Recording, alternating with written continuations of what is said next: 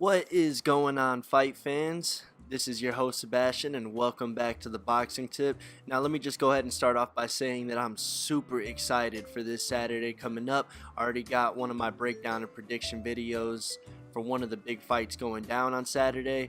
I just wanted to express to you my excitement for this Saturday, and I'm sure all of you feel the same way. So let me go ahead and drop this shit on you. We got Terence Crawford versus John Molina Jr. for the WBC WBO Junior Welterweight Championship. Now, I know a lot of you are probably like, oh, this fight's not competitive and this and that and this and that. Well, that may be the case, but nevertheless, I still think this fight is an exciting fight. So let me go ahead and break it down to you in the same fashion that I break down all the fights that I've broken down so far. And we are going to start, like always, with the champion, Terence Bud Crawford. So I'm going to go ahead and start with the first point that I chose about Terence Crawford. It's probably the most popular one about him, the old switcheroo. Terence Crawford's ability to switch hit. Now, switch hitting is basically starting off in an orthodox and southpaw stance and switching over to the opposing stance. Now, we see Terence Crawford do this depending on what type of opponent he's facing. Like we seen in the Gamboa fight, he started off pretty rough, switched over to the southpaw stance, which ultimately led to Gamboa's knockout loss. And this mixes well into the next point I want to talk about, his ability to think quickly. Now, when I'm talking about thinking quickly, I'm talking about Terence Crawford's ability to make adjustments on the fly, like with the switch hitting. He made that adjustment in the Gamboa fight, and it worked out very well for him. And switch hitting isn't his only adjustment that he's able to use.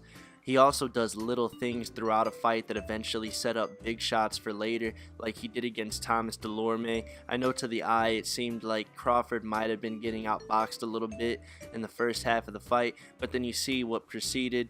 He kept doing his little boxing moves, and then he just lands this serious 1-2, one of the most textbook 1-2s on Thomas Delorme that eventually got him knocked out. And when I'm talking about little boxing moves, what I mean is certain things that he does to set a pattern for his opponent.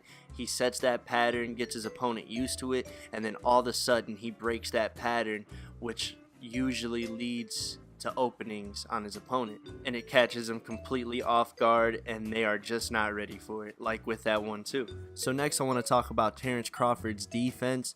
Now, you have seen him been hit with big shots and punches like the Gamboa fight. I think Hank Lundy landed some pretty good shots on him. But see, the thing about Terence Crawford defense is that when he's on the offense, his offense doesn't have a built-in defense. That's usually when he's catching punches.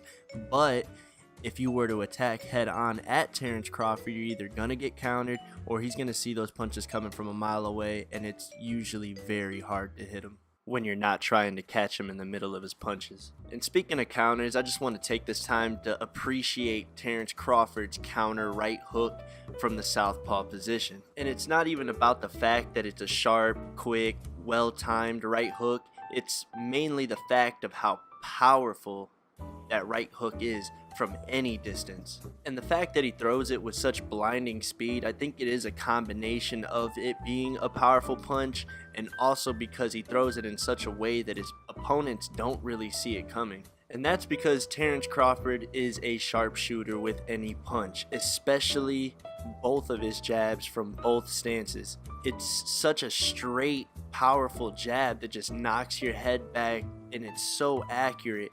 It's got to be two of the most beautiful jabs I've seen from the same person from two different stances. And to me, that's a little mind-blowing, and it spells trouble for anybody he gets in the ring with, really. But enough about Bud Crawford for a minute. Let's go ahead and move on to John Molina Jr. and some of the abilities that he possesses and that he will bring into this fight. Now, John Molina is in your grill. What you going to do about it at all times? He is there to try to hurt you. He puts that pressure on you and tries to force mistakes out of you, or even trying to force you to get into a scrap with him. And when you finally do, he's gonna make you pay for it with punches and bunches. He keeps throwing and throwing and throwing because one of them fucking punches is bound to land. And on the right opponent, 23 of them, one of those punches did land. Because see, John Molina Jr. likes a scrap. He is not a pure boxer. He isn't going to try to go in there and set up some offense. He's banking on you to start throwing punches with him to maybe catch you in between one of your punches. And the reason why he isn't afraid to get into a scrap is because a lot of punches don't hurt this man. This dude has an iron chin. Now, granted, he has been knocked out before, but it's usually by some pretty big punches. And they weren't one punch knockouts, it was an accumulation. The guy could take some serious punishment. It's not healthy for him, but he can, and sometimes it does work in his favor. And the reason why he is able to sit there through all that punishment is because John Molina Jr. can't stop, won't stop fighting. The man is a warrior. He is not there to go out easily, and he isn't going to let you bully him around. And believe it or not, this does contribute to success. If you are willing to fight, your odds of winning are increased. If you go in there with a weak mind, fearful, scared, whatever, chances are you might just lose. And chances are you might get outboxed regardless of how hard you're willing to fight. And that's probably what's going to happen in this fight. But at the same time, Crawford ain't no punk either. He likes to fight. He has a certain meanness inside of him, some sort of anger that just comes out in his fights, like with Hank Lundy or Derry Jean. These guys pissed him off, and they paid for it big time because he will attack you.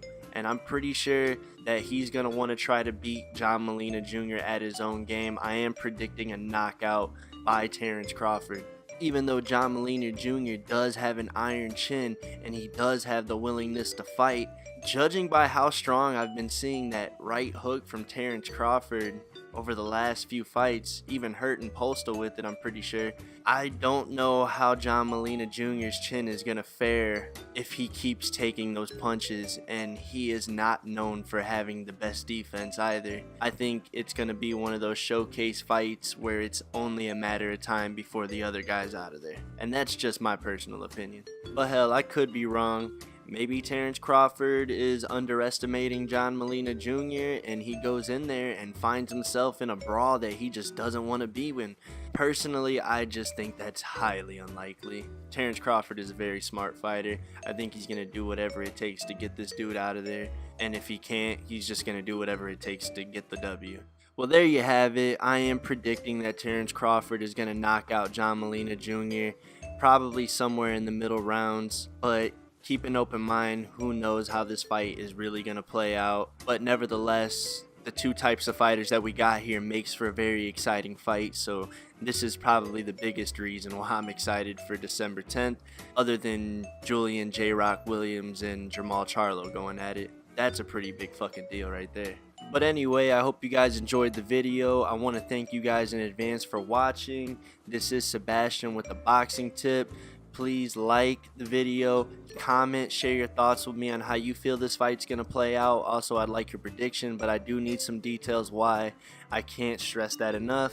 Also, subscribe to my channel if you do like these breakdown and prediction videos. I'm going to be trying to do some more news type videos.